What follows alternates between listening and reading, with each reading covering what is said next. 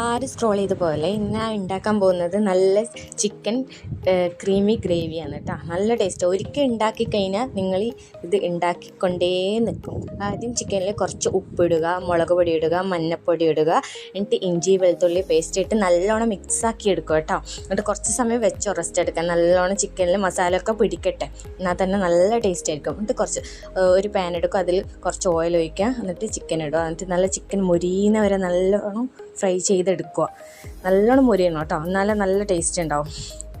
എന്നിട്ട് ഒരു പ്ലേറ്റിലേക്ക് മാറ്റി വെച്ചതിന് ശേഷം ഒരു പാനിൽ കുറച്ച് ബട്ടർ ഇട്ട് അതിൽ വെളുത്തുള്ളി ഉള്ളി കുനുകുന അരിഞ്ഞതും ചേർക്കുക, ചില്ലി ഫ്ലെക്സ് ഇട്ടിട്ട് നല്ലോണം മിക്സാക്കി എടുക്കുക. എന്നിട്ട് മൈദപ്പൊടി ഒരു സ്പൂൺ മൈദപ്പൊടി ഇട്ടിട്ട് നല്ലോണം മിക്സാക്കി എടുക്കുക, അതിൻ്റെ റോസ് സ്മെല്ല് മറന്നവരെ. എന്നിട്ട് കുറച്ച് പാലൊഴിക്കുക.